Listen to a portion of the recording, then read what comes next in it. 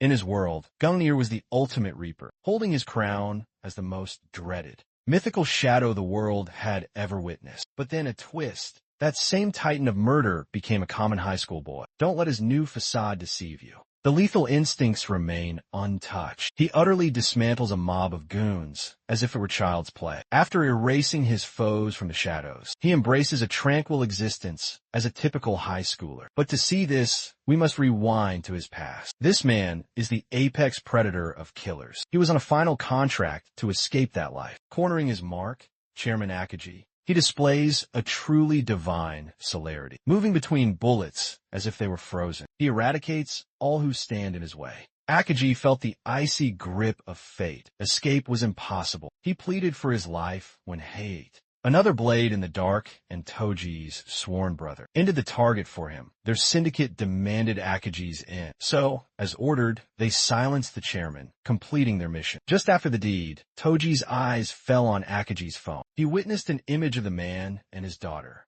He could no longer stomach this world of bloodshed. And with that, he retired. Toji returned to his cherished love, Mirai, who awaited him with a warm, home-cooked meal. On the journey home, Hate was there, extolling the legends of Toji's prowess and his fearsome aura. As the #1 assassin, however, all trembled at his name and legend. Hate believed that terror was a tool in their craft. Sorrow filled him, knowing his comrade was leaving the shadows. But our hero was done slaying. He craved a life of peace. Everything changed for him the moment he encountered Mirai, his beloved. He yearned for a quiet world with her and their dog, John. She gave him a precious warmth he had never known before. Hate mused that it's difficult for a killer, especially one whose only skill is taking lives. But surprisingly, the cold killer was a man in love, who dreamed of asking for his girlfriend's hand. Arriving at his home, Toji, looking sharp, welcomed his new era of normalcy. He was anxious as a schoolboy, bracing himself to see his love. The metallic scent of blood set him on edge. Dread washed over him. He wanted to build a new destiny with Mirai. But the second he burst inside, his entire world was turned to dust. Mirai was lifeless in a crimson pool, his loyal dog with her. Broken, he stumbled toward her body, wondering what kind of nightmare had caused this. Sensing Hate's presence just behind, he called out to his sworn brother. Hate praised Toji for his ever-present awareness of followers. But alas, the syndicate cannot allow a weapon like him to live freely, especially when he could no longer serve their grand design. Hate declared Mirai was a liability, and that is why he erased her. He claimed to set Toji free by the will of Odin. He struck Toji down in his moment of despair, lamenting the end of the ultimate assassin. In his final moments, Toji faced a cruel truth. A man forged in darkness could never find a peaceful, happy life. And because of his bloody path, his love paid the ultimate price for the sins of a monster who dared to want the sun. That is, until he perceived strange voices, whispering to him from the endless void. They were aiding him. Those voices felt alien until he finally opened his eyes. But this time, he wasn't Toji the assassin, and he was no longer dying beside his cherished ones. A boy scrambled desperately from the bed in a confused panic. His sight was a blur before he saw his reflection, realizing he was a completely different person. In that instant, the once dreaded, most legendary shadow of his era was now just a mere boy. Kaido Fujihara is informed that he has passed all examinations, and his recovery program has been a complete success. Throughout the entire past month, the physician is glad to declare that the student's fractured memories will soon return once he resumes his normal routine, suggesting that Kaido had suffered some kind of memory loss. But that's only one half of the entire tale, because for the Reaper reborn here, the last thing he can recall is the soul-crushing vision of his beloved girlfriend, lifeless in cold blood next to his precious dog. The man called Toji, the ultimate shadow, who sought an escape from the abyss he called life, was betrayed by his one and only confidant, Hate. The next thing he knew, he was in a young boy's shell, except his entire being was completely changed from the heartless killer he had once been.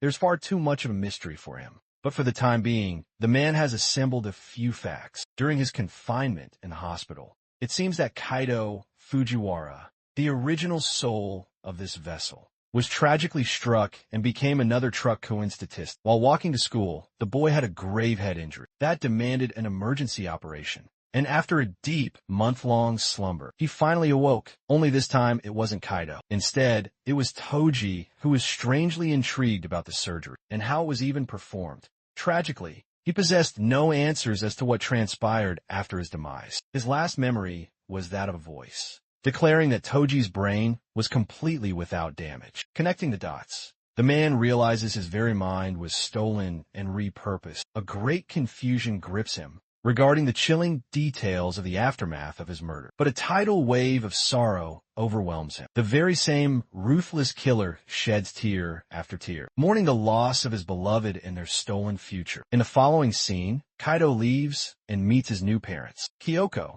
the young boy's mother, collapses into relieved tears, as any mother would after her child returns home from peril. His father, Teru Fujiwara, is, quite unexpectedly, a manga author who is equally overjoyed by his son's miraculous recovery. The boy's mother frets about Kaido's memory loss, while her loving husband reassures her that it will all be fine. The moment he steps back into his old life, full of hope, they look to their son for a response. But contrary to their own joy, the only thing Toji can truly feel is a chilling dread. He accepts that his new existence is now intertwined with Kaido. But if a dark force is connected to the events of his past, then he knows things will become dangerous very soon. But for this moment, he offers a bright smile, reassuring his new family he will be okay, because inside, the deadliest shadow has resolved to play his part for now. We cut swiftly to the moment they get back home. Kaido experiences a profound sense of shock, seeing that this kid was born into serious wealth, because this residence is absolutely massive. It seems that his father isn't a simple manga creator. He's a legend. The man probably penned a legendary series. And yes, before you all riot down in the comments, I am aware that it is a manhwa.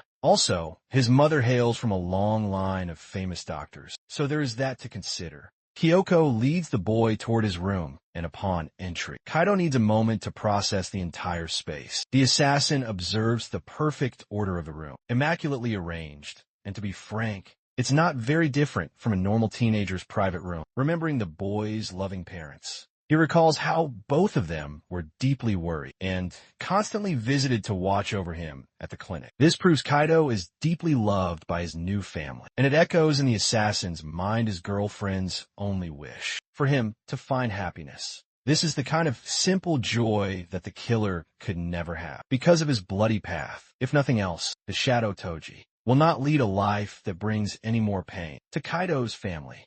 Then, oddly, he spots a curious photograph. This time, it's not only the boy's parents, but another family of 3 standing with them from the picture. The assassin now understands. He must uncover everything he possibly can about the boy's history. The next morning, another guest has arrived. This girl appears in a lengthy limo just to see Kaido, completely ignoring that he was released just yesterday. It's clear that she is determined to see him, given how long their friendship goes back. The boy's dad answers the door to see the beaming Yuzuha. She is desperate to see her friend's well-being, asking about his current condition.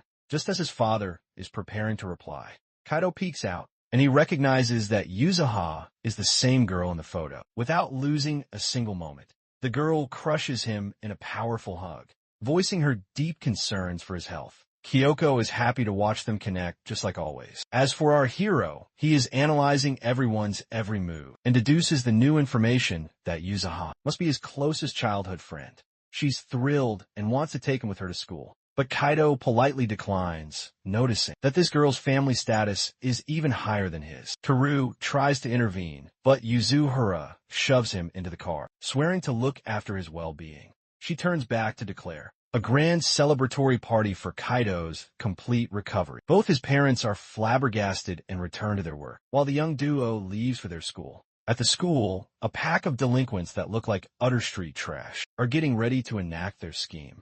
Tetsu, the ringleader, plans to cause trouble for Yuza, even as his lackeys worry they will get in trouble for messing with the daughter of a titan. Giving them a cold, hard stare, Tetsu reminds his cowardly followers they are acting spineless. He feels that they have come much too far, having accepted payment from a certain powerful figure. This tells them they have no other way out but to do this job. That's the kind of dark power they've become involved with as they finalize their evil preparations. Yuzuha's luxurious ride finally appears. Except this morning, they're stunned to see a boy by her side. His lackeys explain that he is just some nobody who was also her childhood companion and was in an accident not long ago. Hearing this new fact, Tetsu is intrigued. A sinister smile spread. In the next moment, both Yuzuha and Kaido go their separate ways to class. The assassin takes a moment to analyze her character, concluding that she is a very kind person who watches over him like a protective older sister. Stepping into his new classroom,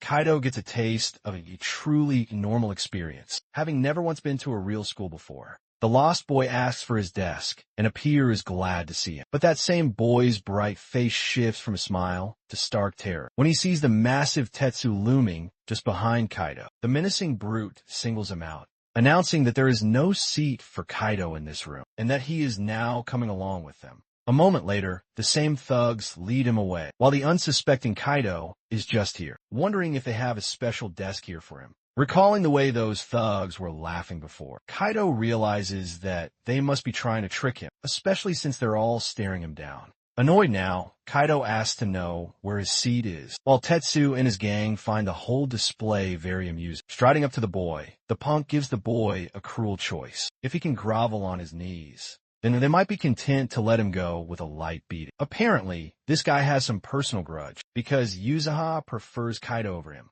Tetsu even gives the boy an ultimatum. If he so much as looks in her direction, he's going to destroy both of them. It's quite ironic. He says this to the Reaper reincarnated. Kaido takes a moment to process the whole affair, disheartened to see that these punks are really his foes. He feels sad, not for himself, but for his brand new set of prey who will soon be broken. The assassin wished to avoid harming anyone in this new life, hoping to finally live a peaceful existence. As one last act of mercy, he calmly tells Tetsu that if he retracts his threat, they can resolve this without any bloodshed. Naturally, this statement makes the blonde, filthy delinquent explode, roaring like a cornered beast. Fueled by pure fury, the fool lunges forward with his fist, intending to end the boy with just a single blow. But my glorious king calculates the path of the strike, seeing this guy as a complete novice for such a foolish punch, exposing countless fatal openings. The strike is so pathetically slow that Kaido barely has to move, and easily shatters Tetsu's bravado with just one blow of his own. Knowing that this moment requires a decisive action, he flawlessly palm strikes Tetsu's jaw before slamming him to the floor with a powerful judo throw, all in the same motion.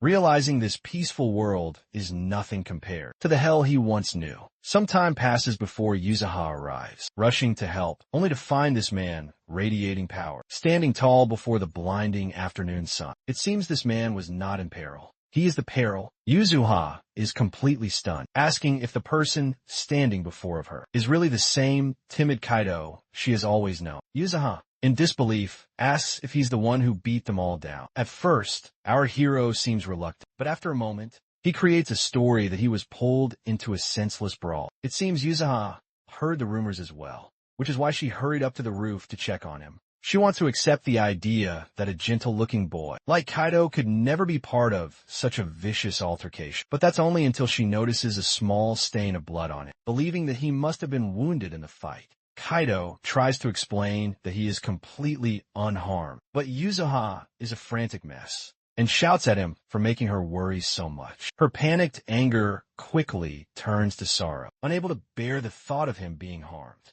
The assassin is confused but apologizes to her anyway. They agree to head back to the classroom for now, but as they are turning, Kaido hears the quiet whispers of the defeated blonde. The boy is furious, and he is plotting his ultimate revenge against him. The scene shifts to the evening party that Yuzuha organized just earlier. His new parents have brought out expensive wine and amazing food on the table. I mean, who in the world did they call for all of this? Some master chef? While the boy's parents are basking in the moment with a joyful laugh, Kaido can't help but once more recall the loving image of his cherished girlfriend Mirai, who would often smile at him like that and tell him to eat well. Hearing her voice, this man went from a deadly weapon to a feasting weapon. Even their loving dog wanted a bite of the food. On that fateful night, Toji went to his true love, asking if this is how it really felt, to have a moment of pure joy with one's real family. That very same warmth is flowing through his current self as he finally tastes what a peaceful life is like. Anyway, Yuzuha seems to be running quite late to the party, even though it was her own plan in the first place. The boy's father mentions that, Yuzuha has been facing some difficult situations lately, though she would never let it show and always maintained a strong front. All of a sudden, a sinister feeling begins to crawl up the boy's spine, as if his instincts were screaming a warning of some kind. Intrigued, he glances at his phone only to see his childhood friend try and call. He answers, asking about her whereabouts, only to hear that same thug's voice from before. The thug is pleased that he answered so quickly and tells the boy to come to a specific warehouse, following his exact location, and if Kaido dares refuse, they're going to ensure Yuzuha suffers the ultimate price for it. By the way, the same girl and her chauffeur are now their hostages, so he really isn't bluffing in the slightest. Yuzuha's muffled shouts come from behind as she begs him not to come. But our hero has heard everything that he needed to hear, and he knows that they will harm her if he does not move soon. So he demands to know the directions, and the delinquent happily provides them. The phone conversation ends right after, and Kaido pretends he was just talking to a different friend and not to her, telling his parents that he must leave for a quick task. Kaido promises them that he will be back very soon. The scene changes to a dark and derelict factory where nearly 12 armed men are poised to ambush him. But not just them. The group's boss has also made an appearance, while his monstrous bodyguard is just casually training nearby. The man is furious that Tatsuya dared to make that call, and even hurls a can at his head for it. He is trying to avoid unwanted attention, and being summoned here, so suddenly has put him at great risk. Regardless, the thug explains that he has captured Yuzuha so that he can fulfill the organization's directive. It seems they need to extract some vital secret data from her concerning her family's fortune. But as of yet, she is not yet broken, insisting repeatedly that she is clueless. That is precisely the primary reason Tatsuya went to the trouble of calling her best friend, the same boy who is always hovering around her, believing that if they make a threat to harm him, she will finally tell them everything. He will have succeeded with his directive, and for his grand prize, Tetsuya will finally earn his rightful place in the syndicate. The syndicate's leader is fine with the plan, but gives the blonde a chilling warning of what happens if he fails. You see, Inakami, the muscle-bound giant, is not one for words. This man's only purpose is to destroy, as he proves by throwing a dumbbell so incredibly fast that it demolishes a concrete wall. Inakami's very presence is enough to make the blonde tremble, because if he fails this task, he knows he'll be next. Yuzuhara shouts and makes her situation even worse by defying them, while her loyal driver tries to get her to calm down. Unfortunately, this results in Tetsuya beating him down, stomping him with his boot. Furious that someone is daring to interfere with the two of them, he tells his lackeys to drag her driver away, and turns to Uhura, telling her that if she refuses to talk, her childhood companion is going to be erased. Even then, the captured girl insists that she has no clue what he's talking about. Infuriated, Tatsuya commands Kaido to be brought to him right now. Currently, they have 40 thugs all armed with weapons, and a terrifying former wrestling monster, known for killing an opponent in the arena. With his power, there's no chance the boy can win.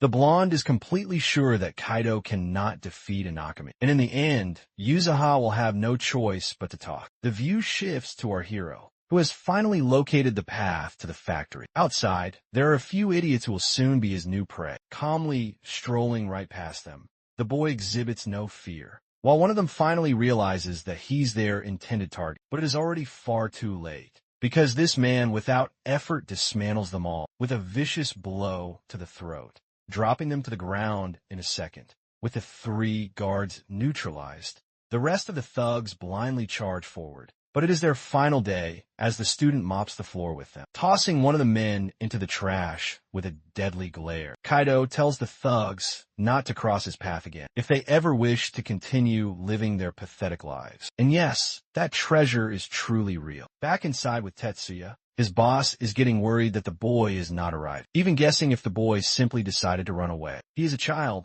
after all. But only the yellow-haired coward knows that what he faced on a rooftop was not a child but a true demon. He tries to explain to his boss, telling him that their foe is not human.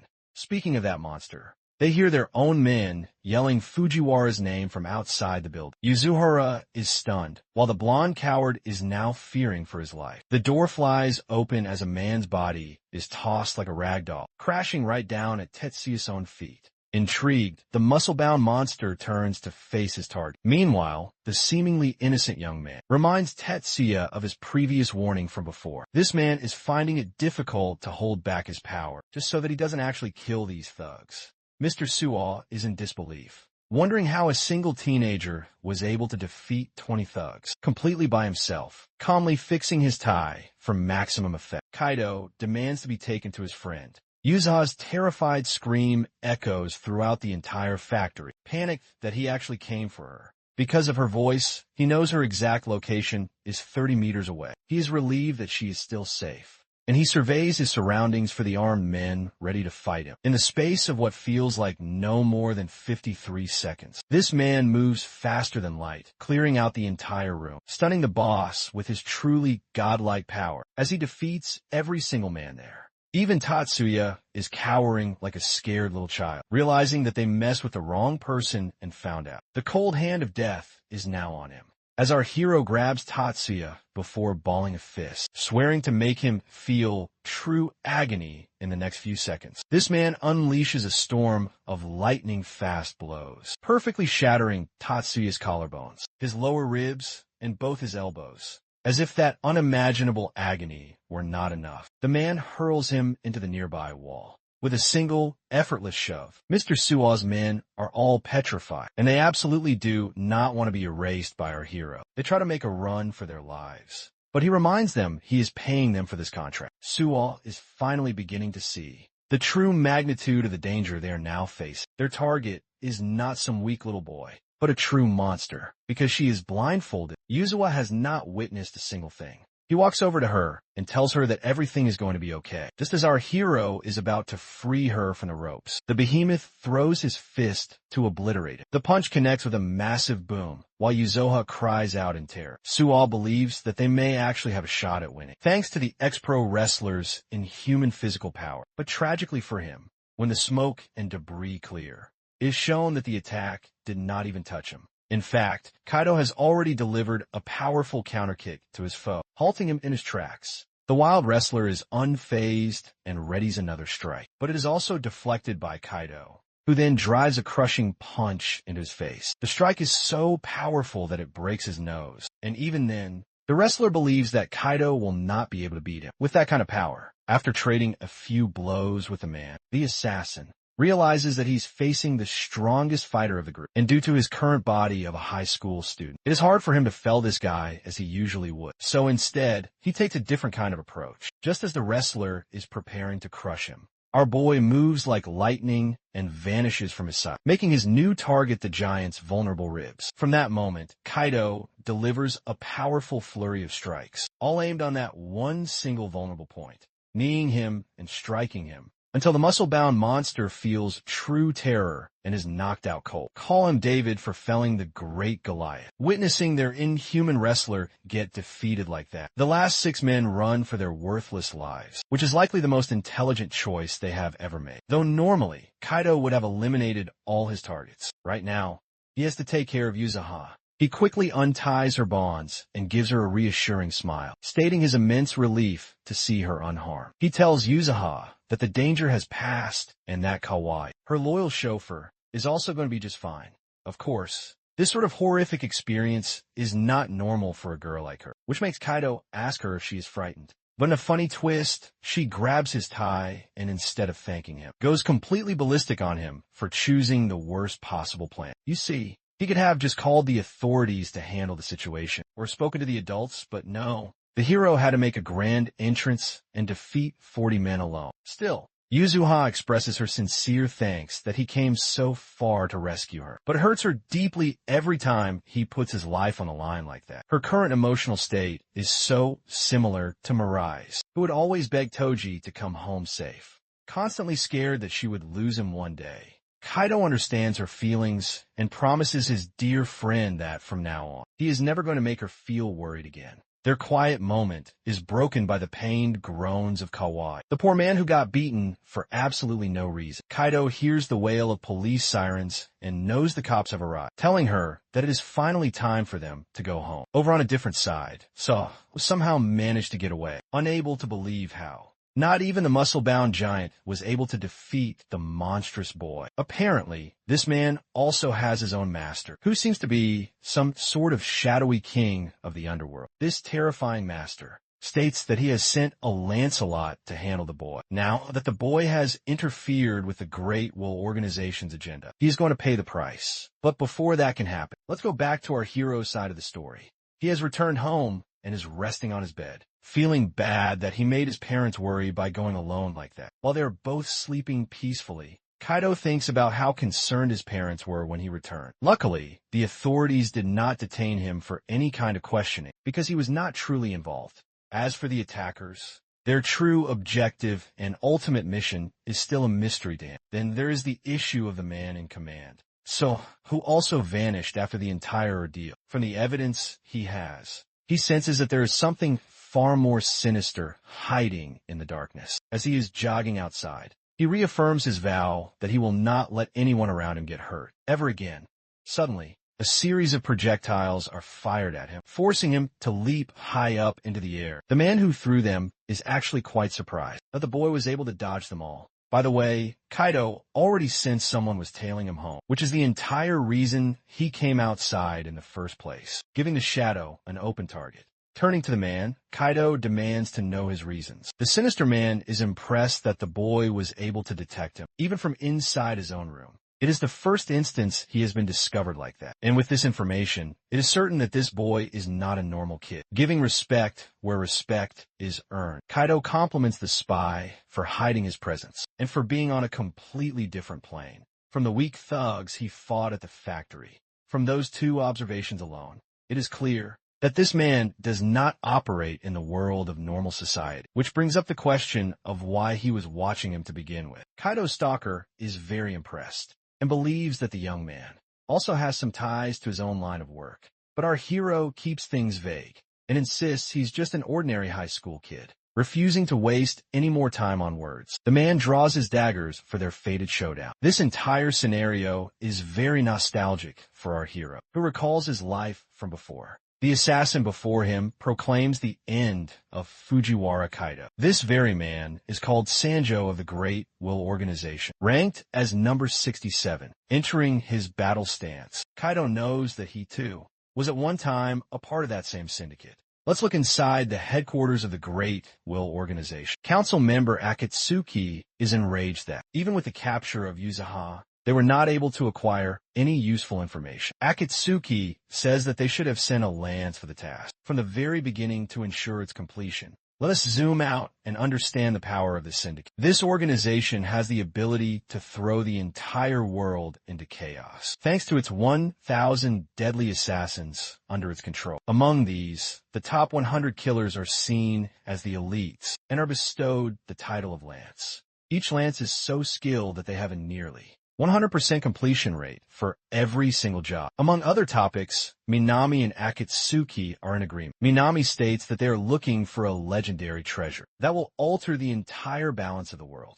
That powerful treasure is called Fenrir's Seed, and Yuzuha is believed to be the current keeper of that mythical object, although they have no hard proof to back up such a claim. Ishima says that he has already dispatched Sunju for this task. This news sends shockwaves through them. Because to dispatch a lance, one must have the approval of Odin. But that is the thing, Yoshima has already been given such approval. First of all, they know that Yuzuha's guard is completely useless, so there is no way it could have been him. Deciding that there is more to this than they can possibly know, he declares their new foe a serious threat, and because of that, wants to erase them using the lances. That takes us back to the scene of the duel, where Kaido figures out that he's facing someone from that very organization. The posture Sunju is taking is flawless and hard to anticipate, proving his high-ranking status as a lance. This also validates our hero's deepest fears, that all of the danger surrounding Yuzuha's life is actually being orchestrated by the syndicate. From the shadows, it is not just a simple matter of a stolen fortune, but something far bigger. Sunju analyzes the boy's posture and notes that he is not a high school student at all.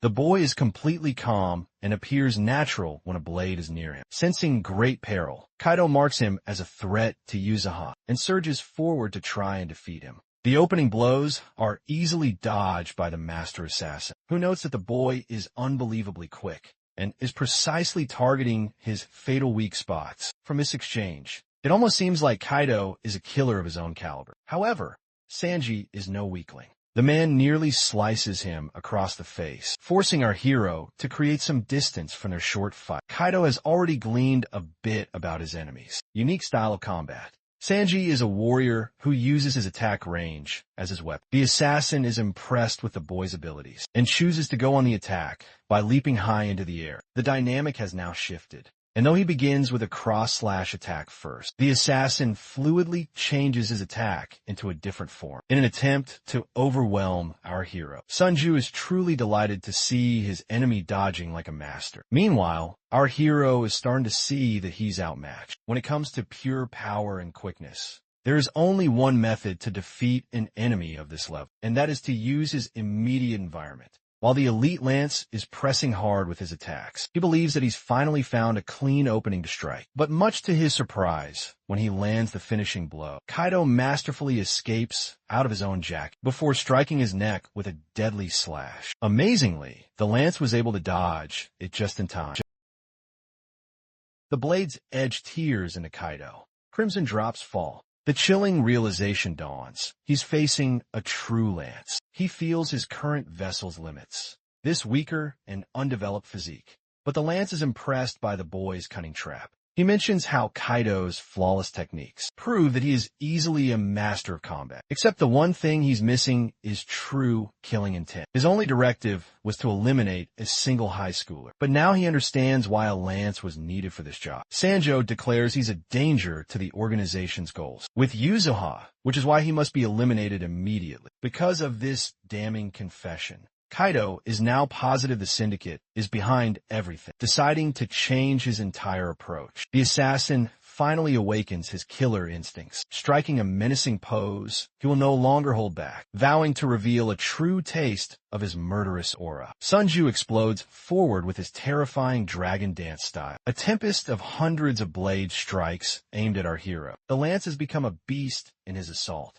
and effortlessly flays the bark from a tree. Meanwhile, Kaido finds a secure place to take cover, knowing that he is fighting someone far greater than a mere common assassin. The Berserker's tornado of steel shreds his cover, unleashing a violent torrent of water. Having received another deep gash on his arm, Kaido confirms he is facing an S-class threat. On top of being a Lance, his relentless barrage is so incredibly fierce to handle that not even our hero can escape it unharmed. Sunja goes wild and calls the high schooler a killer, asking if it's okay if Yuzuha becomes collateral damage. And well, that's the moment this man sealed his fate, because that one sentence triggers Kaido's agonizing memory sequence. But this time, his girlfriend's face has been replaced by his friend's. Enraged, he surges forward to clash with the assassin directly, shattering the blade from his very hand, seizing it, and then moving like lightning to slash across his shoulder. It all unfolded so quickly that not even the veteran Lance is able to comprehend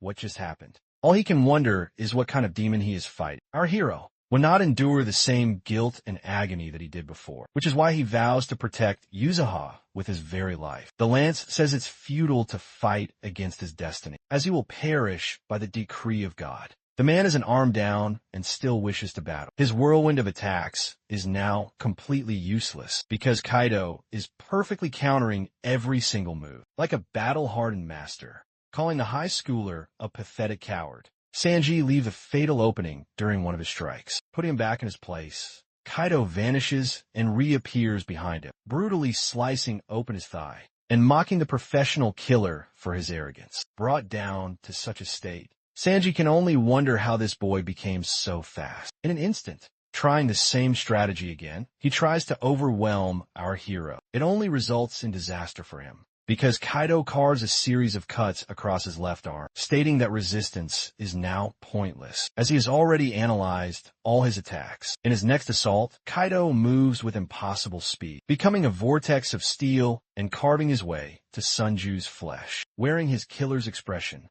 he declares the end for the Lance, who is still just standing there, wondering how one could possess such perfect blade work and such truly divine speed. The way he battles reminds him of the legend of Gungnir, the #1 assassin in their entire syndicate. Kaido savagely tears into the man's body until he's left, spraying a fountain of blood. The battle is finished, with Sunju seeing just how utterly outmatched he was from the start. As he's gasping for air, the lance shudders in terror, knowing that he cannot even lift a finger anymore, because the ligaments in his arms have been destroyed. But our boy is merciful enough to spare one good leg for him to use. As for the others, the demon tells him that his career as a lance is now over, and that he will never be able to take a life. Again, coldly, Kaido states that in this manner, the assassin will forfeit the only piece of his being that he values above all else. It is a punishment worse than death, because these killers cannot function in normal society. But before abandoning this broken man, the boy poses his two final questions, swearing to viciously sever his other leg if he does not talk. For his opening question, he needs to know the name of the one who gave the order and why exactly they're so focused on the girl. Laughing like a madman, Sanji says that he's not going to talk, even if he is tortured and then executed, as he has pledged his undying faith to his one true God, and that he will never defy his divine will. The very mention of God confirms it all for Kaido. But just then, sirens begin wailing all around them. Sunju's wild attacks have drawn the police. In that small window, the man uses his one good leg to flee. He tells the boy to escape as well before he gets captured. Before disappearing, Sunju asks if the boy truly desires to live as a normal high schooler. That one question sends him down a dark path, because Kaido recalls how everyone he knew once said he can't live a peaceful, normal existence, only because he was forged in the fires of a killer. Even now, as he is drenched in blood, the question haunts his mind. Is he truly ordinary? Can he really be called a high school student? That question still has no clear answer. But we cut back to the headquarters, where Yashima is briefed on Sunju's current status. Izumo states that the lance has been completely neutralized, to the degree he can no longer serve them in the field. Akatsuki is standing there,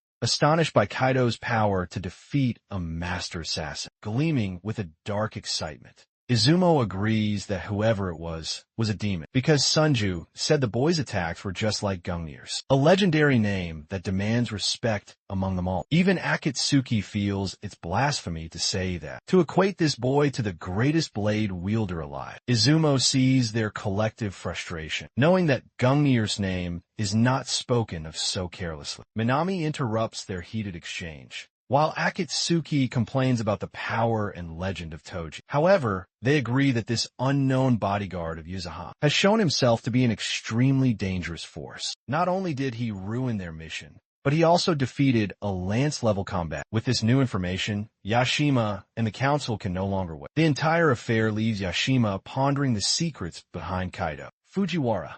Speaking of our hero, he returns to his room and treats his wounds in secret. He's enduring a sort of existential crisis, knowing he is meant to be a simple high school boy, not the legendary killer that he once was. Tragically, he must help Yuzuha escape the ever-watchful eye of the Syndicate. And then there's the fact they'll hunt him even harder. Now that he's defeated a lance, with a body like this, he will be at a loss. So Kaido plans to train and become strong once more, if he wants to protect this peaceful world. As for the Great Will Organization, Akatsuki steps forward and declares a great personal interest in facing this unknown man as his foe. They are all shocked, but Izumo agrees it's a wise plan for a threat of this size. After all, if this man really is on the same level as Toji, a simple lance will not be enough.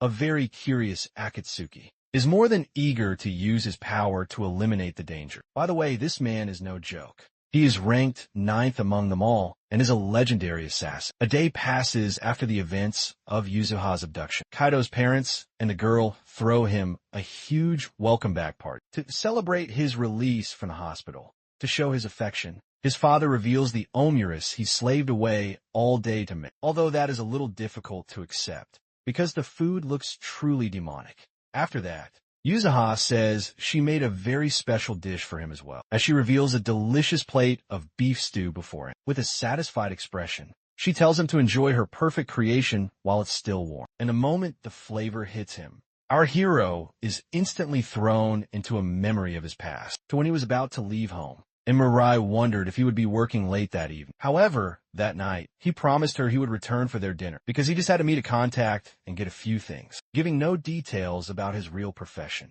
Mirai was so very happy to hear that. because she was cooking his favorite beef stew that night, and that made him feel so incredibly happy. Then he told her with loving, passionate eyes that he would tell her something very important when he returned. Before he departed, she wished him a safe return with her beautiful smile and a happy little John in her arms. While he eats the beef stew, Kaido is filled with sorrow that he never had the chance to say he was leaving his life of killing to be with her. Yuzuha gets upset seeing his sad face and asks if her cooking really tasted so awful. But our hero suddenly begins to devour her cooking like it is his final meal on this earth. Almost crying, he tells her it is absolutely delicious. Yuzuha is so relieved to hear that, and his mother says there's a lot more if he wants, if he has a huge appetite, as he sees his father burn the food, and Yuzuha smiling with her cake and enjoying the moment. Our hero is so thankful from the depths of his soul to be with such a caring family. Later on, he walks Yuzuha back home, because the situation has become more dangerous for her. He asks her if she has seen anything strange happen to her since then, but she says she has cops all over her home, so she should be very safe for the time being.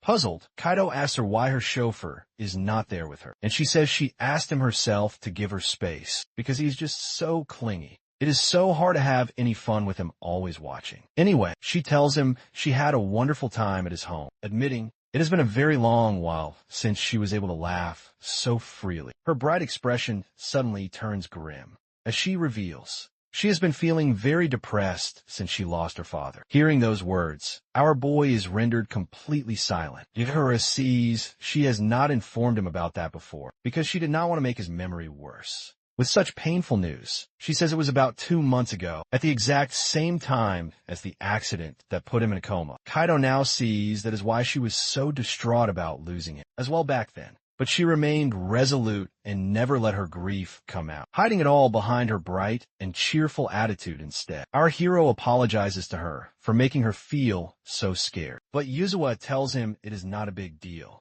and notes that he has not changed at all, surprising him. Then she adds that he did grow up a little, but even when he was just a little kid, he always had a tendency to be reckless and challenge kids who were much bigger than him anytime that they bothered Yuzuha, even when he knew that he had no chance to win. Just like that, he came to save her when she was taken, but she couldn't see his incredible power because she was blindfolded. Yuzuha gets a bit suspicious and asks him how he actually saved her. Our boy evades the question, saying that everyone who laid eyes on him got so terrified, which is actually what happened, after he obliterated their allies like a true monster, making Yuzuha doubt him even further. Still, she believes that it does not matter, as long as he is courageous enough to save her in a crisis. Yuzuha admits she was scared out of her wits when the thugs were making threats against her and Kawaii, but when she saw his face shining brighter than the rising sun, she was truly so very happy for that. She thanks him, and being as cool as he is, our boy says he will come save her,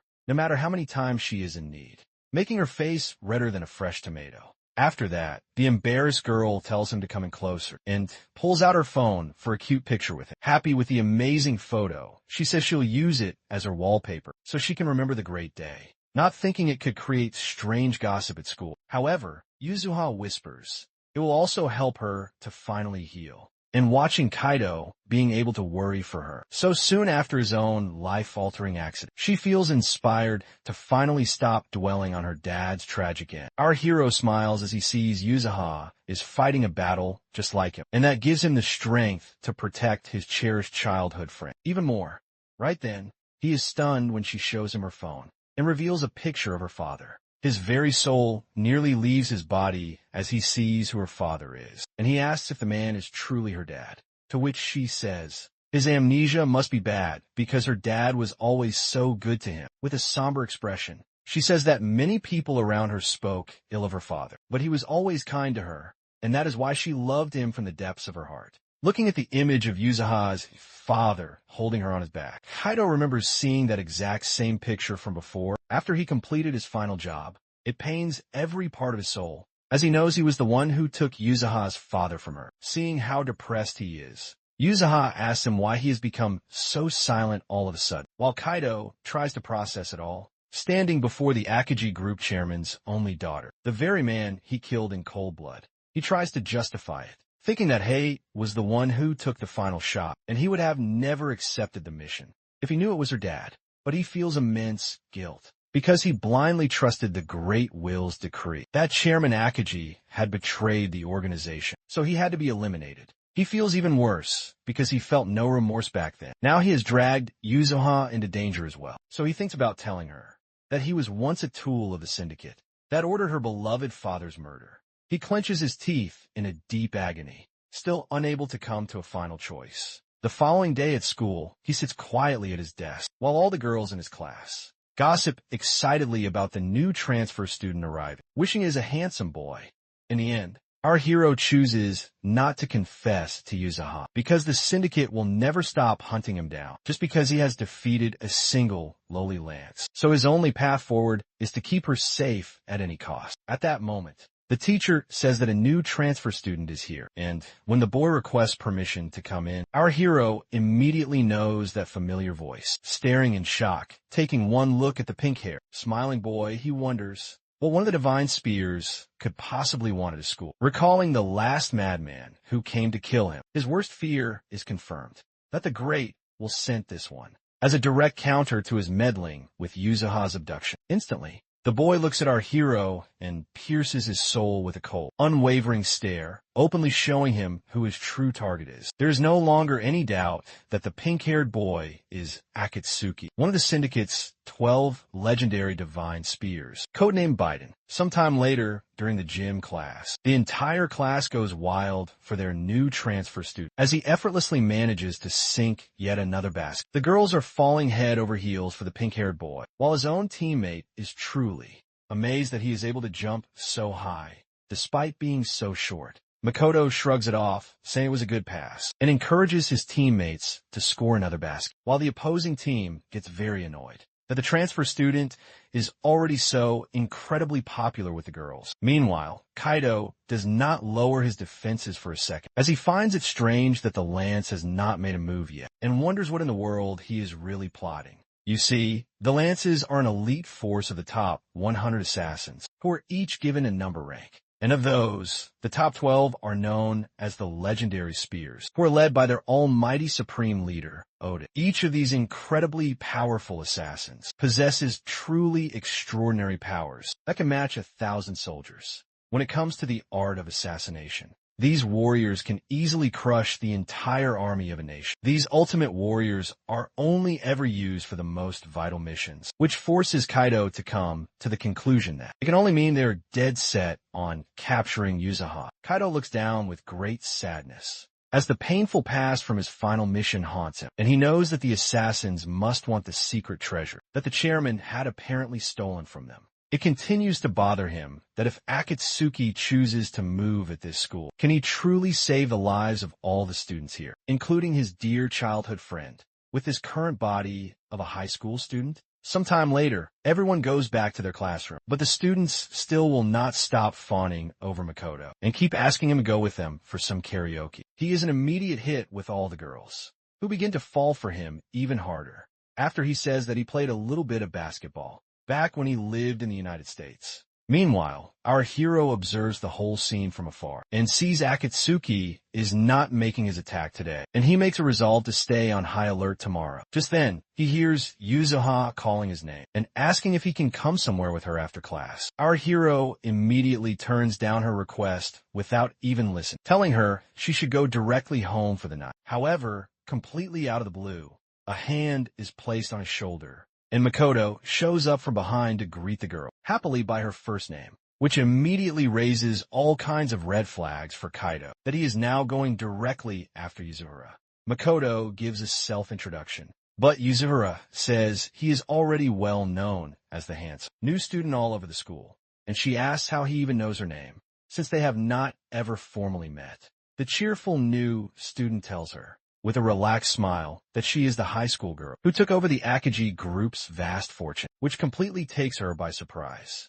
She suddenly becomes a bit somber, while Makoto adds that his father owes a great debt to the chairman, so he was told to watch over her. But when he attempts to invite her out somewhere, our hero quickly interrupts and makes a claim that he injured his finger in gym class, and he really needs to see the nurse. Our hero gives him a piercing cold glare, which makes him decide to go along, and the two boys take their leave from Yuzuha. She looks back at them with a smile and thanks Kaido for saving her from creeps once more. A few minutes later, as the two are on the rooftop, Makoto takes in the view and speaks about how amazing the golden years of a high school student's life are. He then turns his gaze back to Kaido and playfully asks if he was brought here to confess his feelings or something similar, but our hero just gives him the silent treatment. Makoto just laughs the comment off and says that Yuzuha is actually very cute in person, up close, but says he finds it hard to believe that she is the chairman's daughter. Kaido cuts directly to the chase and asks to know what his true motive for being here really is, wondering if it is vengeance for the purple-haired man. The transfer student looks as calm and relaxed as ever and casually asks if he is really the one who defeated Sanjo. He begins to examine his body and find it incredible that he was able to win against Sanjo with only a few superficial wounds. But our hero asks his question one more time, becoming clearly more frustrated by the second. The assassin finally sheds his innocent facade and states that he wants to obtain the legendary secret treasure that Yuzuha received from her father, which completely proves our boy's deepest fears. Akatsuki says that they don't even know what the treasure is and only want to get information. For now, he gives our hero an offer to join their syndicate, since he is more powerful than some of their own assassins. The boy says that they only hunt down the truly evil, earn very good pay, and Yuzuha may even tell him the location of the secret treasure, since he is very close to her. Akatsuki gives him a wicked smile and tells Kaido that it is a very generous deal, since both he and the girl may actually get to live. After crossing the path of the syndicate this way, he then steps to the edge of the roof and extends his hand, telling Kaido that if he refuses, many innocent children are going to die. Our hero will not let that threat stand and instantly charges straight toward the assassin as he delivers a flurry of swift attacks. Makoto is able to dodge every one with no effort and praises Kaido that he can fight like a pro with his fast moves. Just then, our hero is able to get a grip on his arm as he states that he knew the assassin would make use of bombs. The small cube is his signature assassination tool, with which he mixes explosives with martial arts that are famous throughout the organization as Biden's primary method to obliterate all his targets. The use of his codename catches the assassin completely off his guard as he leaps back and shouts that Kaido has far too much information for a normal person. Makoto then reveals 6 more bombs in his hands as he smiles like a true madman and says that he is about to increase the intensity with pure focus in his eyes. He leaps all over the roof and tries to grab the bombs. He is able to secure the first 3 and swiftly moves to the rest. Our hero then flips right over the wall and uses his own feet to grab the final 3. Makoto watches the entire spectacle take place and says that there is absolutely nothing ordinary about Kaido. But then he hurls another bomb out of nowhere toward the field below. Kaido tries with all his might to get it, while the assassin mocks him by saying he cannot save the entire student body by himself. Our hero is unable to catch the cube as it falls to the field below, while the madman in the back snaps his finger and sets the bomb off. Kaido covers his face from the explosion as the students on the field begin to panic from the sudden blast and flee from the immediate area. Makoto tells him that he set it to detonate before it hit the ground, so no one would be harmed, calling it a small reward for being able to get 6 of the bombs. Kaido is about to explode, but Makoto interrupts him and holds up even more of the bombs, while he asks who he truly is and if he will join their cause. After considering it for a brief moment, our hero says that he is just a regular high school student and would absolutely never join him. Makoto looks truly crestfallen by that answer and decides that Kaido will not be swayed unless a few people die. But our hero just drops one single name in reply, Gungnir. The very use of that name makes the assassin spin around with a primal look in his eyes, while Kaido calmly says that he was at one time known as Gungnir. While the school alarms declare an immediate evacuation, Makoto glares down at our hero and becomes enraged at him for daring to use Gungnir's name. But just then, he states he was only stalling for time, and before Makoto can realize it, school faculty arrive on the rooftop to look for any students still remaining. The pink-haired killer gives him 3 days to choose whether to join them or not, and warns that he will regret it if he declines. After that, students are released from the school early due to the explosion, and there is excited chatter that no one was harmed by the massive explosion. And Yuzuha asks Kaido why he is not leaving for home. Kaido says he has something important he must do first, and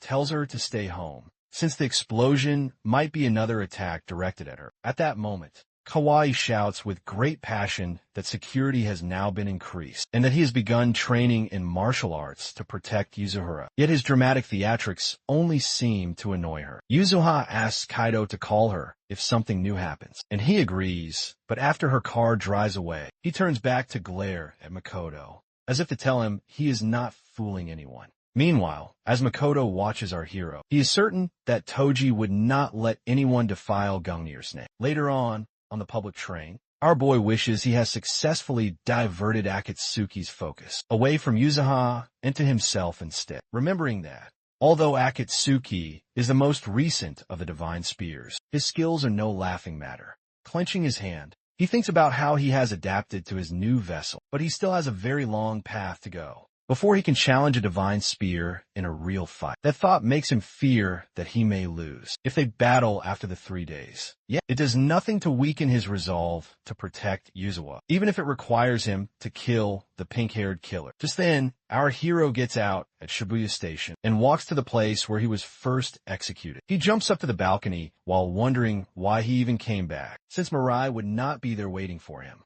when the front door suddenly swings open. He thinks it could be a snare laid by the organization. But despite that fear, he steps into the apartment, only to find the crime scene has been wiped clean, while the rest of the home still looks the very same. Just then, he hears a strange noise and snaps into a battle pose, expecting a deadly assassin, only to be shocked when his dog John stands there with a wagging tail. John gives an excited bark as the good boy comes to him, and our hero sees the familiar frisbee held in his mouth. The very sight takes him back to the days when he and Mirai would go to the park and play a game of fetch with John, and his eyes become misty as he sees the dog still knows him. Just then, something else catches the edge of his vision, and he sees a picture of himself, Mirai, and John all together at the beach. It makes him recall the time they were on a road trip, when she told him that, although she never truly understood his line of work, Mirai always wished for him to be happy. He replied that he was content with his current life and would gladly die to protect her.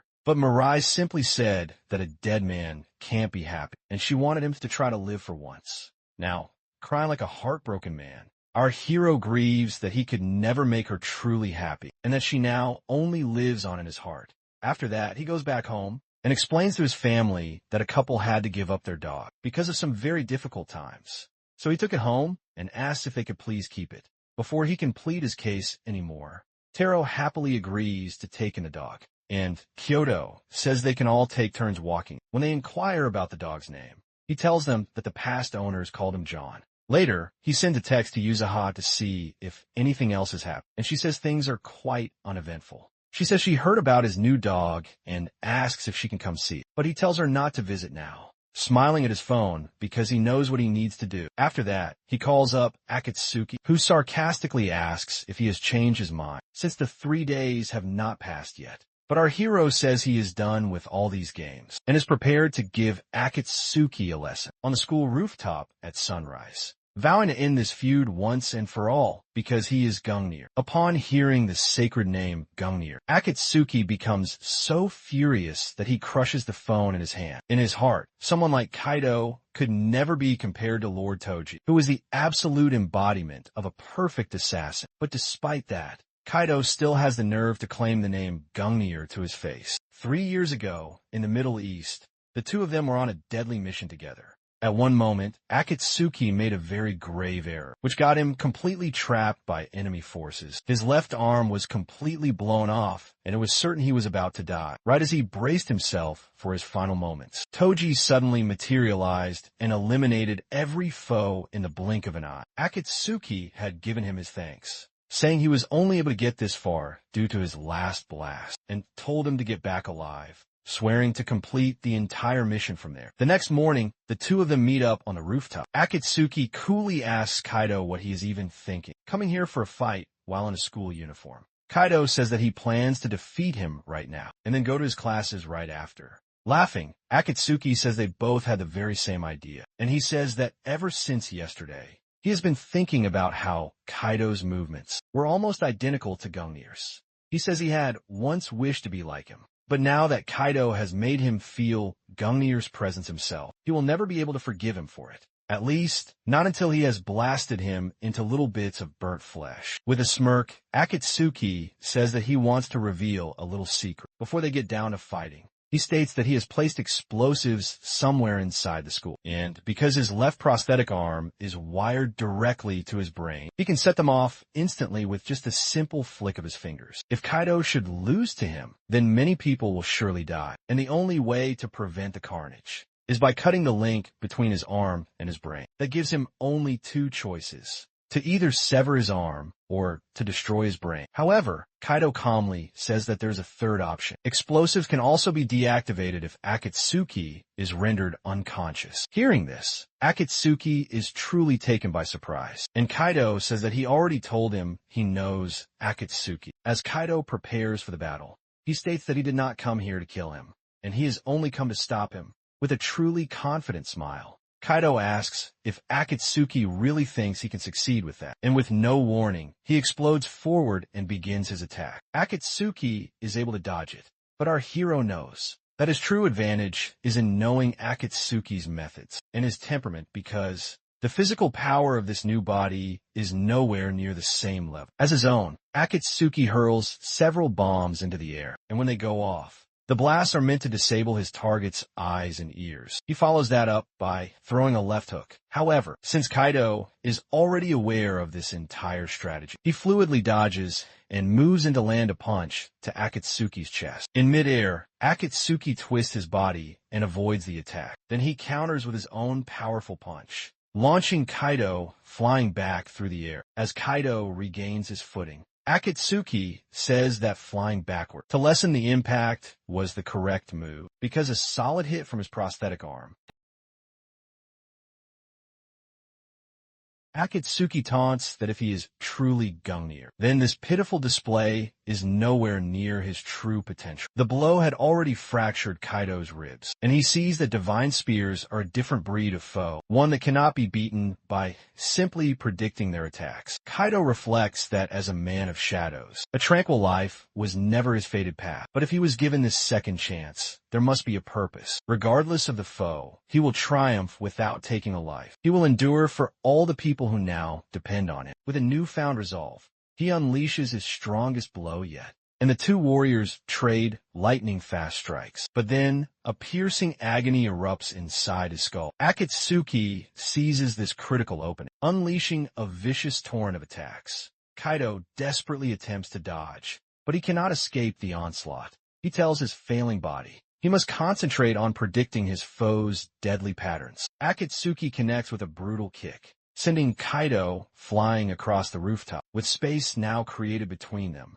Akatsuki unleashes another bomb and detonates. A cataclysmic blast erupts as he surges in for the final blow. But since Kaido anticipates his every move, he is more than ready for it. Akatsuki delivers a full power strike, but Kaido intercepts the blow, telling him he can feel his fury and bloodlust, and a force like that will not shatter his spirit. He will absorb all of Akatsuki's hatred and make it his own. Akatsuki feels a sudden shift and leaps back to safety. Meanwhile, Kaido grips his head as his senses explode, letting him see not only the physical world around him, but also the assassin's very own consciousness. Akatsuki is floored by this sudden change in his opponent and wonders what in the world just transpired. He knows he threw that last strike from Kaido's blind spot and is wondering how the hell the schoolboy could have blocked such a thing, as if he knew the precise moment it would arrive. He pulls out several more of the bomb cubes and says that the fight is finally getting good. He leans forward with a deadly look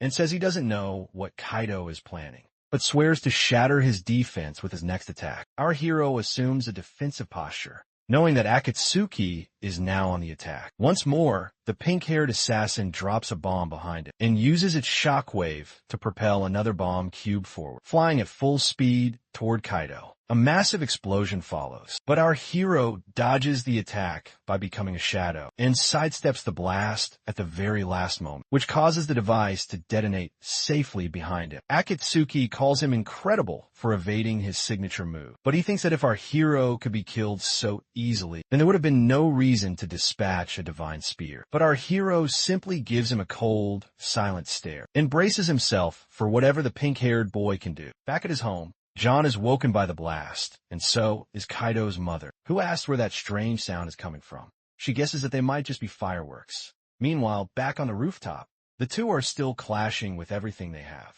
still defending with his bare hands. Kaido knows that even though he cannot see Akatsuki's hands, our boy can still anticipate his every attack because he has memorized all his techniques. Akatsuki gathers his power as he readies his next assault, but our hero flawlessly predicts that he is about to use 4 bombs, which are set to explode 2 meters away from him, just as the assassin prepares to trigger them. Kaido kicks them all in different directions to disperse them, which blankets the entire rooftop in a series of blasts. Kaido manages to remain on his feet as he braces himself against the powerful explosions. But then he foresees the assassin's next strike and evades a punch coming from his left. Our hero answers the attack with a few quick jabs of his own, which puts Akatsuki completely on the defensive. As he begins to see that something is terribly wrong here, he wonders what in the hell is happening, since he cannot seem to land even a single blow. The assassin believes that Kaido's eyes and his ears should have been rendered useless by now, thanks to the bombs, not to mention the intense heat that should make it almost impossible to breathe. However, the expression in our boy's eyes makes Akatsuki feel like he can see through all his attacks, which makes him remember his cherished mentor, Gungnir. He remembers when Kaido claimed to be Gungnir, but that only causes him to explode. As he screams at our hero not to mess with him, he demands to know if the high schooler really is his Toji. And if that is the case, then why has he appeared now? On the other side, Kaido is barely standing as he fights for every breath, but still manages to keep his guard up. He knows that even if he can anticipate the assassin's attacks, the boy is still just too fast, and he cannot last in this weak body for very much longer. He leaps onto a railing, and he decides to finally stop holding back. At the same time, Akatsuki believes there is no place left for the boy to run. He grabs a large handful of the bombs and thinks it doesn't matter if his moves are predicted, and challenges him to dodge the assault. As he throws the bomb cubes toward our hero focuses in that final moment and rushes forward, using every last bit of power in his body, while swearing to himself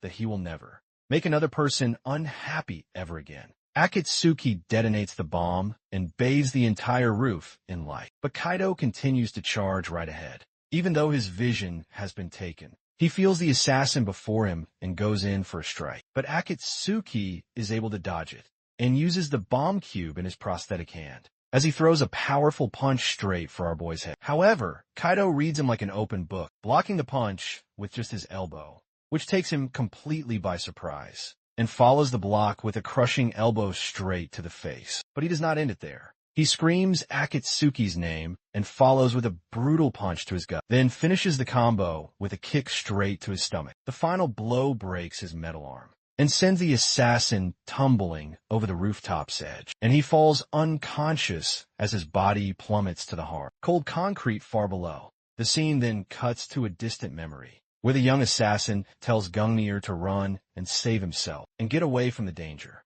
But our hero tells him that he does not want even a single one of his comrades to die.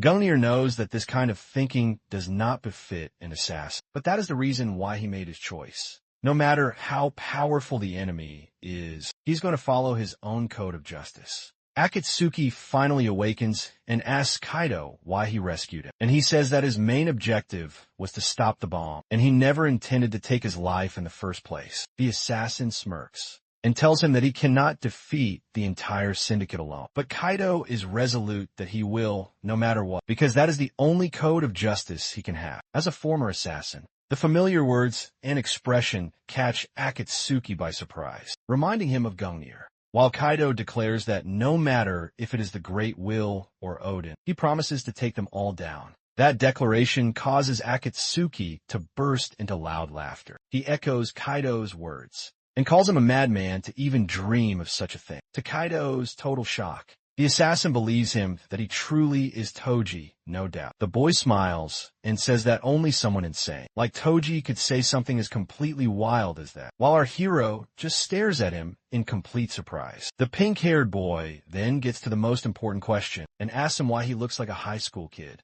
when he should be lying 6 feet deep underground. Kaido explains that he was also sure he died back then, but when he came to, he was suddenly in Kaido's body. He points to his brain and says that for the moment, it is all that is left of Toji, which makes Akatsuki sit up in utter disbelief. Our hero continues that the one who ordered the hit could only be Odin, which completely erases the color from Akatsuki's face. Kaido then tells him that he definitely needs to get stronger, and asks Akatsuki if he will lend him his help, which makes the assassin remember that scene again. Akatsuki laughs once more and tells him to stop joking already. He picks up his broken metal arm and says he cannot kill him, no matter who gives the order, now that he knows for sure Kaido is Toji. Our hero asks if he is returning to the organization, but the assassin completely denies it and says that returning after such a defeat is impossible. He then asks the boy what he intends to do now, and Akatsuki gets a serious look, saying that he will make a choice after he has investigated everything for a while, since he still finds it impossible to think that Odin would target Toji. He tells our hero to get going as well, since the authorities are likely on their way,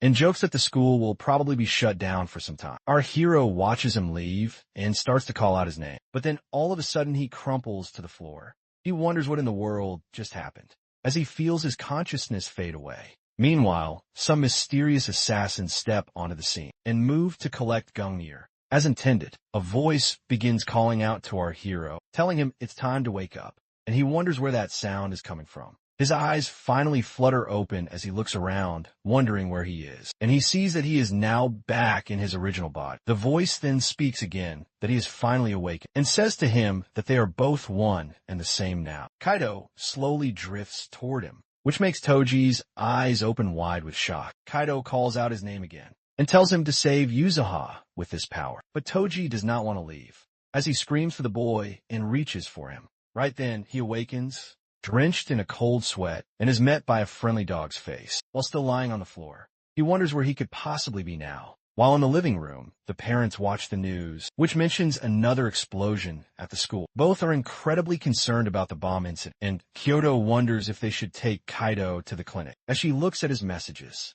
which said he got home early and slept because he felt unwell. The father asks if she is getting too worried, and says Kaido is likely just drained from all the recent events, and tells her that their son will recover after some proper rest. Meanwhile, Kaido looks up at the ceiling, while thinking that his mind still feels very cloudy, and he sees that he has been asleep for 12 hours. He recalls becoming faint on the rooftop, then waking up in his room with his injuries already healed. He remembers that Akatsuki finally accepted he is Toji, yet he wonders if he displayed enough power in this frail body to truly make him believe it. That incredible sensation before was as if Akatsuki's feelings were flowing right into him, and without that power, there was a good chance he would have died. He still has no idea what happened to his body. But then his phone buzzes, and when he sees that it is Yuzuha, he immediately answers and shouts to ask if she is okay, which surprises her. She instantly throws the question back at him, since he has been ignoring her texts since the morning. He apologizes and says he had been sleeping until then, and that he's just so happy she is unharmed. She then explains about the blast at the school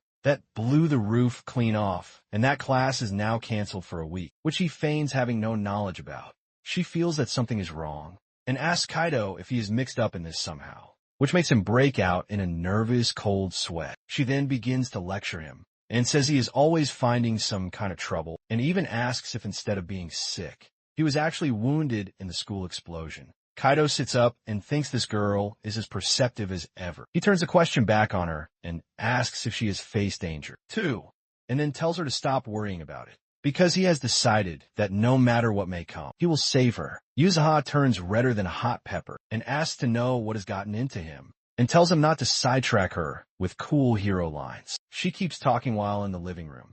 Kaido's mom opens the front door, yet sees no one there, and instead finds a parcel on the ground. Soon after, there's a knock on Kaido's door, and his mother asks if he is up and says a package came for him, but she leaves in the hall. Kaido finds this very strange, since he did not buy anything, and his mom tells him to come to dinner if he is feeling better. While Yuzuha sees it as late and says her goodbyes, Kaido picks up the package and tests its weight, sensing no traps. But when he opens it, his eyes widen with shock as he sees his old assassin's blade, along with a note. He wonders who could have sent it to his home. He picks up the note and sees a set of coordinates, and tells himself that he must find the sender, no matter what. Our hero travels through the streets of Shinjuku, following the location from the map, written on the note that was with his knife. And he sees that although the location is near the station, the number of people drops off quickly. This makes him think if the sender of this message might be lurking somewhere like this, and he wonders whether it could be the one who performed his brain surgery, theorizing that it could have been Kaido. Eventually, he gets to an apartment building and instantly knows that it would be the perfect secret base. He enters the lobby, but after seeing it is deserted, he continues on. He finally finds a door to a lower floor and immediately assumes it to be a trap from the person who sent him the knife. When he finally gets to the underground parking garage, he opens the door and walks inside, wondering why he was summoned to this place, when suddenly he just barely evades a surprise attack, seeing an arrow lodged behind him. He sees the person with the crossbow step into the light, along with a female partner, and she says that dodging the bolt could not have been luck, since the true Gungnir would even be able to sidestep bullets. She then says that our hero's brain seems to be functioning well, and our hero, who does not know them, asks if they're the people who summoned him here. The crossbow user says he is not worthy to receive answers, and draws another arrow. He fires it, saying that the hero must prove his worth by beating them. Our boy evades in the nick of time, and he catches sight of a set of glowing eyes, staring at them from the darkness. The girl throws a powerful elbow, but he glides out of the way just in time, making her hit the concrete pillar instead. Meanwhile, he quickly determines that the pair has the power of a mid-level lance, and as she throws another attack, he deflects all her strikes, while seeing that they're using an old syndicate tactic of creating an opening with a ranged weapon and finishing it with close-quarters combat. Just then, the other man throws a hook from behind, but our boy pivots and moves in for a double attack, landing a powerful uppercut to the girl's stomach and a spinning roundhouse kick to the man's jaw. The force sends the girl flying while the man is staggered back, wondering what kind of power hit him, before he lunges forward to strike again. Our guy sees the attacks coming from a mile away, just like in his previous fight, and predicts that the enemy will start with a 4-hit combo, beginning with a left descending slash. So before it even starts, he sees he does not have to dodge. So he blocks the first attack and drives a jab into his chest. As the fight continues, his abilities of spatial awareness, reaction time, and action prediction increase exponentially, and he completely dominates the two assassins. The woman quickly understands that they were not beaten by some kid, but by the most powerful killer among them all, known as Gungnir. Just then, the crossbow man laughs and says that the hero is not bad, but says he is finished playing, and reaches for his pocket before his partner tells him to stop, because it is against their directives. But he yells back that he cannot just end it, after being defeated so easily. Suddenly, a third voice tells him to stand down, and a familiar man steps out into the light, addressing our boy as Toji, and noting that his brain surgery was a success. Our guy immediately recognizes him as the syndicate's doctor, Kaisuke Kuji,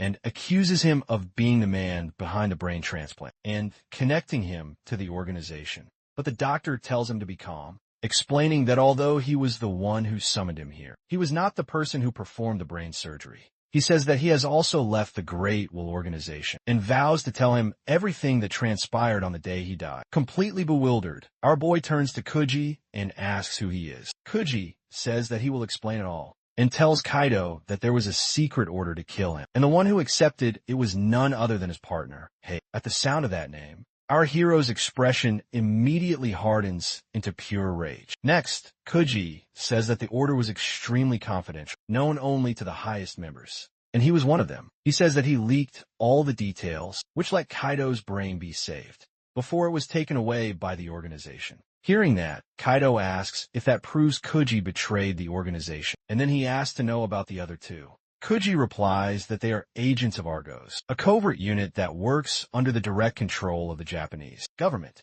The only goal of this group is to destroy the Great Will organization. He says that they're more widely known as Argos, and they're the ones who put Toji's brain inside Kaido's body. At that, Toji becomes visibly upset upon discovering his brain was used by the Japanese government. Raoul says it was his duty as a public servant, while Reika kindly says she is very pleased to meet him. She then states that the government sees the Great Will organization as its most dangerous threat. Raoul adds that Toji's brain was saved only because they required his assistance. Meanwhile, Kaido tries to process all that he has just learned. Kuji tells him that they had it first, been observing the progress of his brain surgery, and they were happy they did not have to kill him. But given the circumstances back then, his own death had seemed unavoidable. Hearing that, our boy asks them if they were aware he was going to be executed. Then they must have also been aware that Mirai was in danger. He gives them a cold, murderous glare, and it is so intense that Recap becomes afraid. Raul quickly says that they had no knowledge of it, stating they were not even there at the time.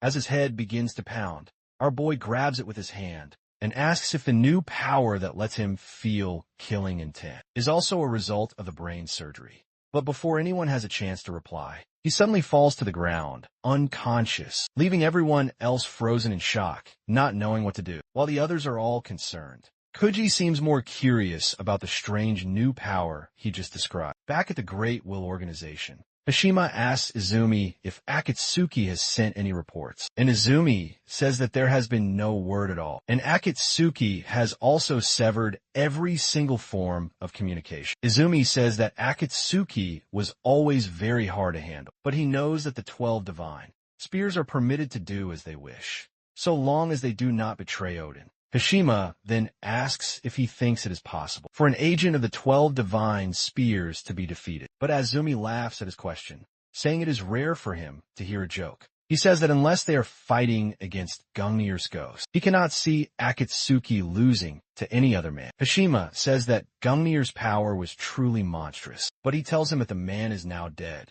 and his body was dealt with a long time ago. Still, Azumi says, there are whispers that Argos may have found something related to that. Both men agree that if there is really a spy among them, they must act quickly before the problem gets worse. Fueled by rage, Hashima says that they must destroy Argos first, before they focus their efforts toward the seed of Fenrir, and Azumi completely agrees. At the same time, our boy once more finds himself in the mental realm, and instantly knows it is the same place he has visited before. Kaido appears in front of him, and says that this is the space where their minds are connected. At that moment, Toji says that he now knows Kaido's identity, and asks if this strange place is his special power. Kaido tells him that he will be able to control it in its true form, as long as he can learn to trust his own abilities. Toji awakens and realizes the situation feels oddly familiar to the one after his duel with Akatsuki, where he also fell due to headaches and dizziness, only to come to with Kaido's own consciousness there. Sitting nearby, Kuji informs him that they are now inside one of his hideouts, which is connected directly to the parking lot they were just in. He then says that it has been precisely 1 hour and 50 minutes since Toji fell unconscious until he finally awoke. He also performed several scans on Toji's brain while he was asleep, showing there was no problem with the neural pathways. However, the brain activity is functioning far above the normal limit, and it climbs even higher during a battle.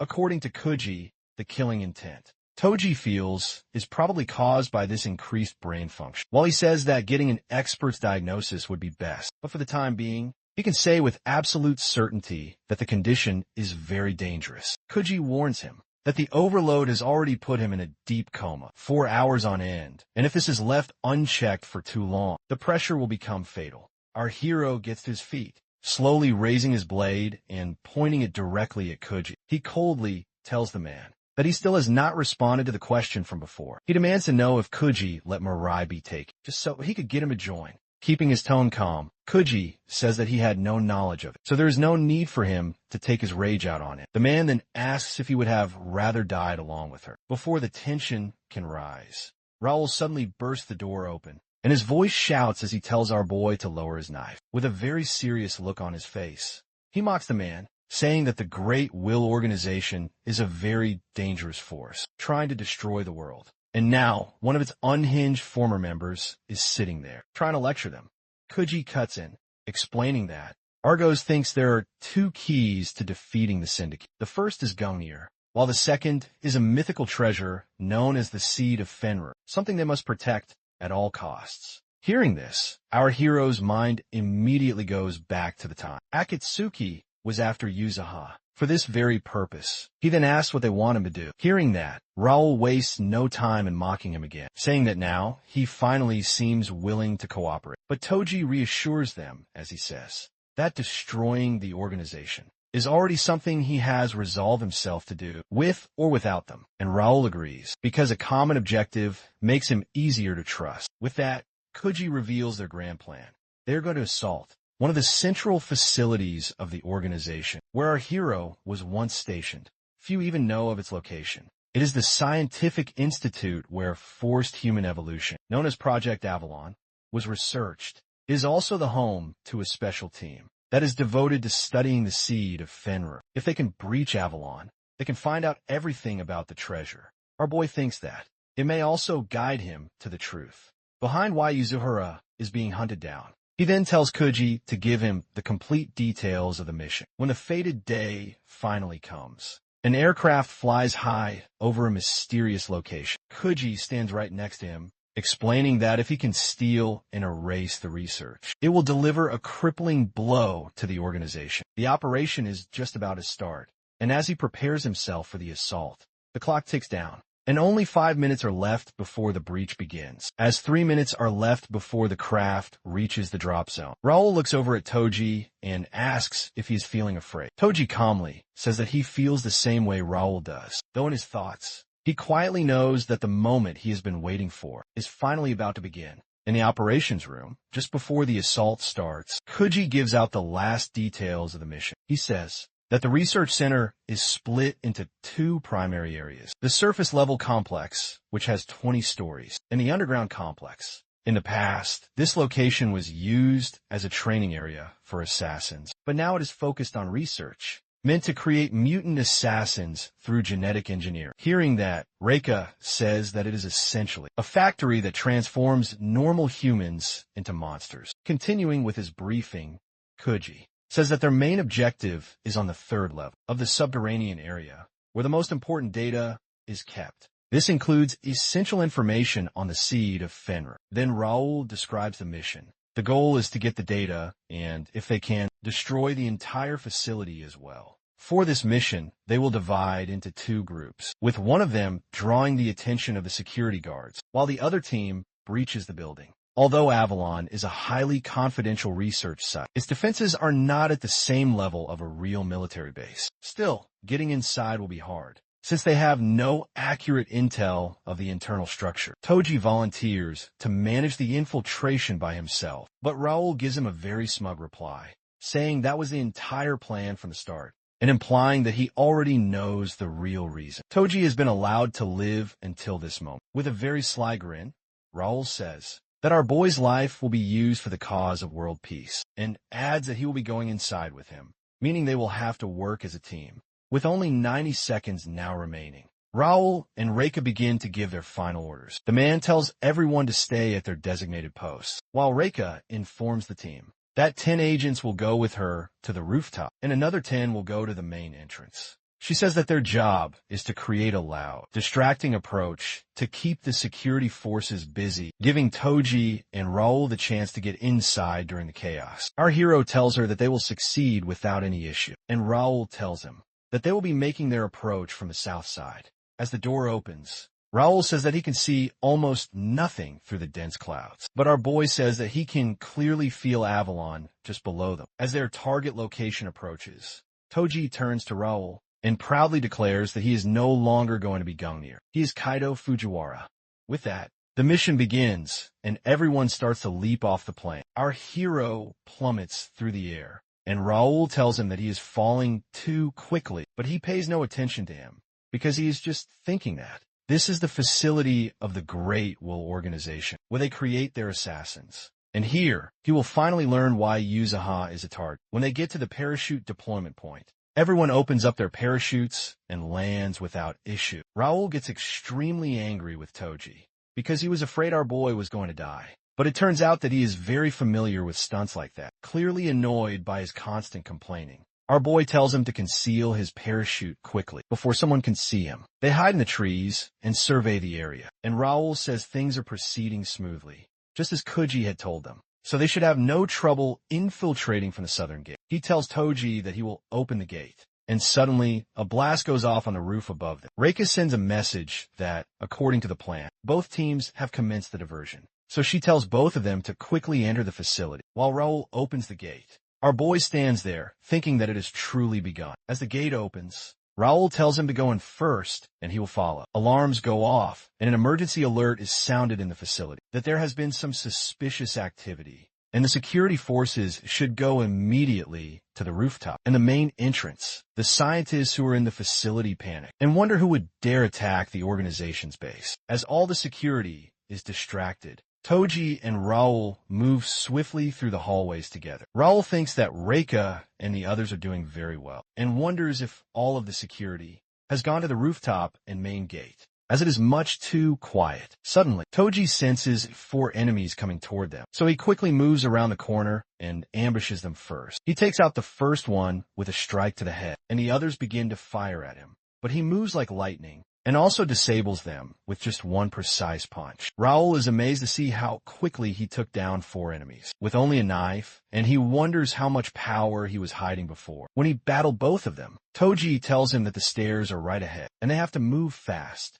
Now watching all of this on a screen, Izumo says that they are breaching the facility with only 2 men, but they are very powerful as they beat their enhanced assassins so very easily. Meanwhile, Omega tells her that the intruders look quite delicious and asks Izumo if he can do as he pleases, if he gets rid of both of them, wanting true freedom like the others. With a very wicked smile, Izumo agrees and tells him that the mission given to him by Odin is to defend Avalon with his very life. He tells him that he would love to see his power, and if he does this, then he will not only be officially named as a lance, but also join the ranks of the 12 divine spears. After hearing that, Omega feels incredibly excited, because this is the first opportunity he will get to use his powers outside of a lab, and he is also allowed to eliminate humans. On the other side, Raoul tells our boy that they have to run as the enemies are close, but he just stands there while he tells him to get moving. Toji stands still and says that this is the very place, solely created to make powerful killers, like him, through horrific experiments. So he will defy their twisted ideology.